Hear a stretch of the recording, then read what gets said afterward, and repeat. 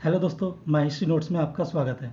और अगर आप मेरे पेज पे नए हैं तो मेरे चैनल को सब्सक्राइब जरूर कर दें ताकि आने वाली वीडियो के अपडेट्स आपको मिलती रहे। तो दोस्तों, आज का जो हमारा टॉपिक है वह हिस्ट्री में बहुत ही इंपॉर्टेंट टॉपिक माना जाता है और वह है भारतीय सामंतवाद। और इस टॉपिक में हम देखेंगे कि किस किस इतिहासकार ने अपने इसके बारे में अपने कौन कौन से नज़रिए शेयर किए हैं और किस तरीके से इसको जो है एक्सप्लेन किया है। तो चलिए दोस्तों, शुरू करते हैं। सामंतवाद की चर्चा करने वाले विद्वानों ने इस शब्द के अर्थ का व्यापक रूप में प्रयोग किया तथा सामंतवाद की मूल परिभाषा को लेकर भी उनमें मतभेद है। प्रोफेसर हरबंस मुखिया का मानना है कि सामंत शब्द का प्रयोग मध्यकालीन यूरोप में कानूनी अर्थ में किसी के संपत्तिगत अधिकार को इंगित करने के लिए होता था। वही सामंतवाद शब्द का प्रयोग काफ़ी बाद लगभग 18वीं सदी में आरंभ हुआ, जिसके उद्देश्य छोटे छोटे राजकुमारों और अधिपतियों के बीच संप्रभुता की साझेदारी को परिभाषित करना था। फ्रांसीसी क्रांति के दौरान इस शब्द का उपयोग पुरानी राजतंत्री व्यवस्था की आलोचना करने के लिए किया गया। इसके बाद सामंतवाद शब्द का प्रयोग और भी व्यापक होता गया। अधिकांश इतिहासकारों ने पश्चिमी और मध्य यूरोप में 10वीं से 12वीं सदी की राजनीतिक और सामाजिक ढांचे के रूप में सामंतवाद को इस काल की एक महत्वपूर्ण व्यवस्था माना है। भारतीय औपनिवेशिक अधिकारियों ने अपने साम्राज्यवादी शासन को सही प्रमाणित करने के लिए भारत के इतिहास को अंधकारमय युग के रूप में प्रस्तुत किया, जहां यूरोपीय आधुनिक ज्ञान और व्यवस्थाओं से पहले केवल अव्यवस्था, पिछड़ापन और अपरिवर्तनशील समाज था।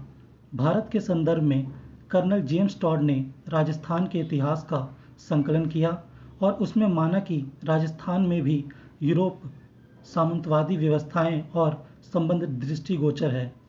भारत समेत एशिया की आर्थिक, सामाजिक और राजनीतिक व्यवस्था पर कार्ल मार्क्स ने विशेष सैद्धांतिक पक्ष रखने का प्रयास किया, लेकिन उन्होंने भी एशियाई देशों की व्यवस्थाओं को पश्चिमी औपनिवेशीकरण के काल से पहले तक अपरिवर्तनशील रहने की अवधारणा प्रस्तुत की।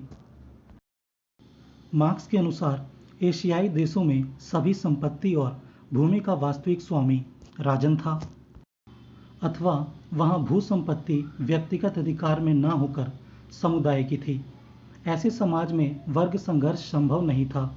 इसलिए औपनिवेशिक काल से पहले के समय में उत्पादन व्यवस्था में कोई परिवर्तन नहीं आया और भारत भी इस अपरिवर्तनशील पूर्व का हिस्सा था।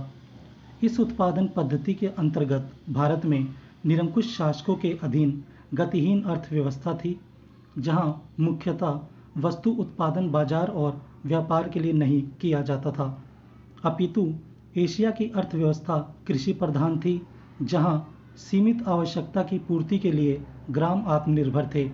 इसलिए भारत में एशिया के अन्य क्षेत्रों की तरह बंद अर्थव्यवस्था उभरी, जहां मुख्यतः व्यापार और मुद्रा विनिमय चलन में नहीं था। किंतु भारतीय मार्क्सवादी विद्वानों ने 1950-60 के दशक में भारत के संदर्भ में मार्क्स की अवधारणा की आलोचना की, अपितु उसे पूरी तरह से नकारते हुए भारत के पूर्व मध्यकाल के समय को सामंतवादी युग माना है। 1956 में अपनी पुस्तक an introduction to the study of Indian history में डी कौशाम्बी ने भारत में सामंतवाद के उदय को द्विमार्गी प्रक्रिया के रूप में प्रस्तुत किया। ऊर्ध्वगामी और अधोगामी सामंतवाद।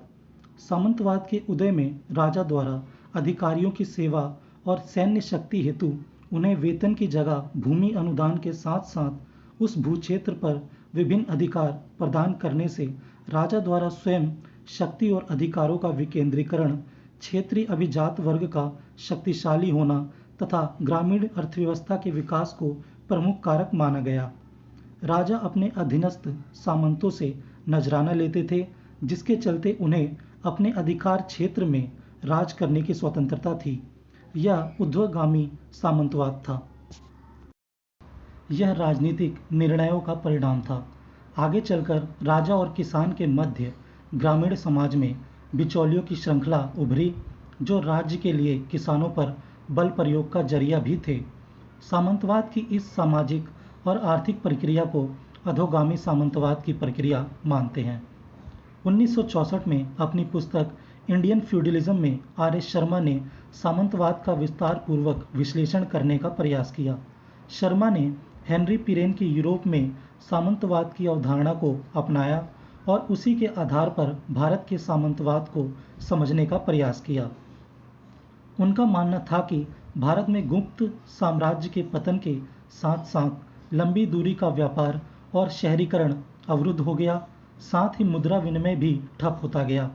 परिणाम स्वरूप सामंतवादी व्यवस्था में आत्मनिर्भर ग्रामीण अर्थव्यवस्था विकसित होती गई। राज्य ब्राह्मणों के साथ साथ अब बड़े अधिकारियों को भी उनकी सेवाओं के भुगतान के लिए भूमि देने लगे थे। इस भूमि पर प्राप्तकर्ता को पूर्ण अधिकार होता था। अपने क्षेत्र एवं निवासियों के ऊपर न्याय एवं प्रशासनिक अधिकार के साथ साथ प्राप्तकर्ता का क्षेत्रीय स्तर पर सामाजिक एवं आर्थिक दबदबा कायम हो गया। कृषि प्रधान ग्रामीण व्यवस्था में कृषक भू सामंतों के अत्यधिक अधीन होते गए और इस बदलते अंतर संबंधों के फलस्वरूप कृषक कृषक दास में बदलते गए। आर एस शर्मा का मानना है कि सामंतों के अधीन अत्यधिक शोषण हो रहा था। सामंतों द्वारा लोगों से बलपूर्वक श्रमदान भी लिया जाता था।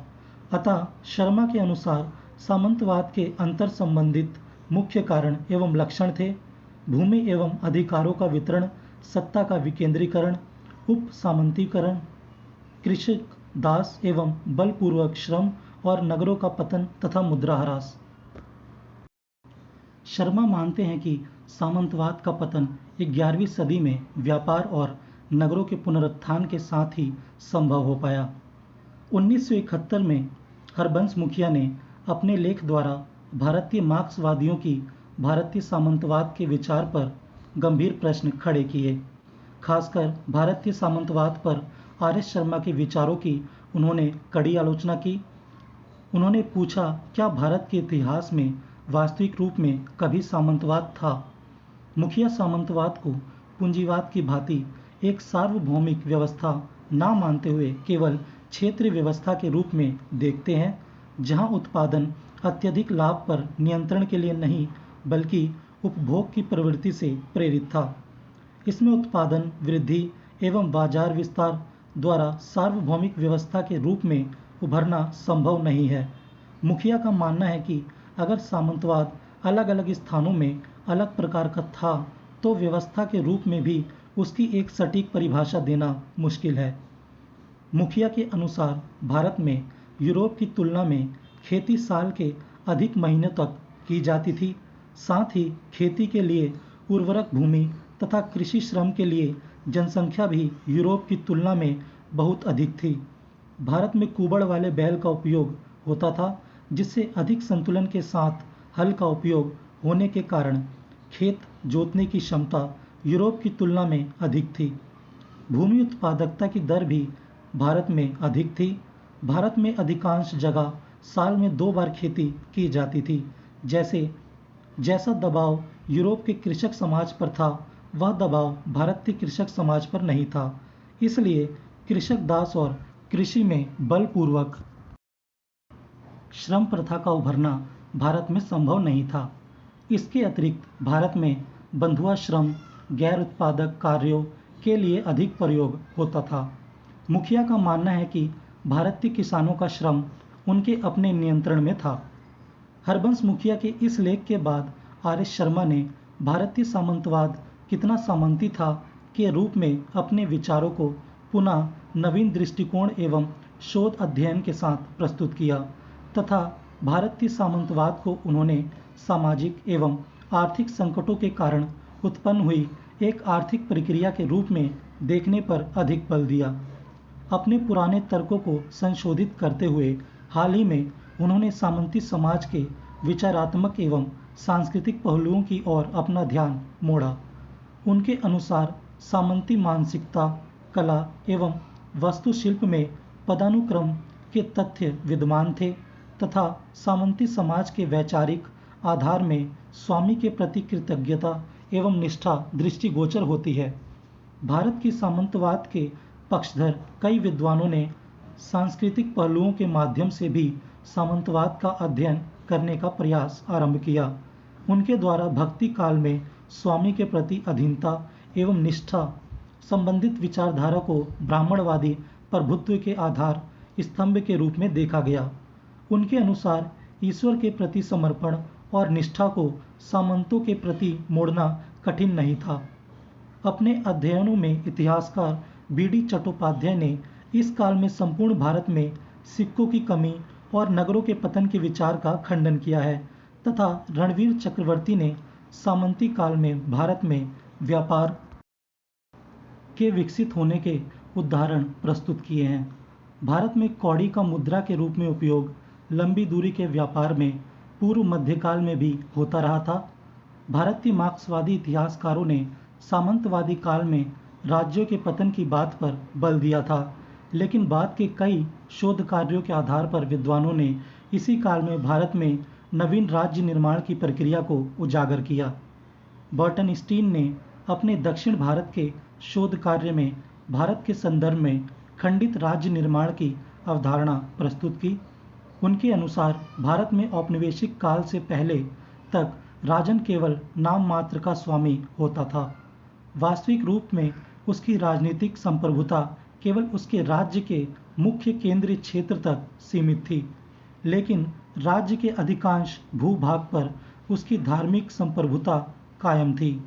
राज्य में इसलिए स्थानीय स्वतंत्र इकाई थी जिन्हें अपने प्रशासनिक एवं आर्थिक अधिकार हासिल थे। इस धार्मिक संप्रभुता का निर्माण राजन धार्मिक क्रियाकलाप के माध्यम से करता था। भारतीय सामंतवाद की अवधारणा को चुनौती देते हुए हरमन कुलके और बीडी चट्टोपाध्याय ने इस काल को सामंती काल की जगह पूर्व मध्यकाल कहना अधिक उचित माना है। उनके अनुसार इस समय नए राज्यों के निर्माण की प्रक्रिया चल रही थी, जिसे उन्होंने अपने समग्र राज्य की अवधारणा द्वारा प्रस्तुत किया है। उनके अनुसार इस काल में जनजातियों का मुख्य धारा में आना, कृषि का विस्तार, जातियों का प्रादुर्भाव, राजनीतिक वंशों की उत्पत्ति, धार्मिक क्षेत्रीय एवं केंद्रीय संस्कृतियों इत्यादि अनेक प्रक्रियाओं से राजनीतिक, सामाजिक और आर्थिक एवं सांस्कृतिक विकास हो रहा था। समग्र राज्य की अपनी अवधारणा के अधीन इनका मानना था कि राजा भू अनुदान द्वारा राज्य का विकेंद्रीकरण नहीं अपितु विस्तार और निर्माण कर रहे थे। भू अनुदान द्वारा राज्य का भौगोलिक विस्तार हुआ, जनजातियों को मुख्य संस्कृति से जोड़ा गया, कृषि क्षेत्र बढ़ा तथा मंदिरों और ब्राह्मणों के माध्यम से राजन अपनी संप्रभुता का निर्माण करता था तथा साथ ही पारंपरिक संस्कृति का निर्माण हुआ। अतः भू अनुदान द्वारा राज्य अपनी शक्ति, लोकप्रियता और राज्य का विस्तार कर रहा था, न कि विकेंद्रीकरण और उपसामंतीकरण। निष्कर्ष: भारत के इतिहास का वह हिस्सा जिसे अंधकार युग माना गया था, वह अत्यंत क्रियाशील था। राजपूतों की उत्पत्ति और भारतीय सामंतवाद, इन दोनों विषयों के नए अध्ययन से हमें पूर्व मध्यकालीन राजनीतिक, सामाजिक, आर्थिक एवं सांस्कृतिक निरंतरता एवं परिवर्तन की प्रक्रियाओं को समझने का मौका मिलता है। जहां एक और आर्थिक समीक्षा और आलोचनात्मक अध्ययन से मार्क्सवादी इतिहासकार भारतीय सामंतवाद की चर्चा करते हैं, वहीं उनके द्वारा किए गए अध्ययन को संशोधनवादियों ने लगातार चुनौती प्रदान कर भारतीय सामंतवाद को नकारा है तथा पूर्व मध्यकाल को विकासशील माना है। तो दोस्तों, इसी के साथ हमारा ये टॉपिक भी समाप्त हुआ और कमेंट करके ज़रूर बताएं कि आपको कैसा लगा, और वीडियो अच्छी लगे तो लाइक करना मत भूलिएगा। तो चलिए मिलते हैं नेक्स्ट टॉपिक में, और इसे देखने के लिए आपका बहुत बहुत शुक्रिया।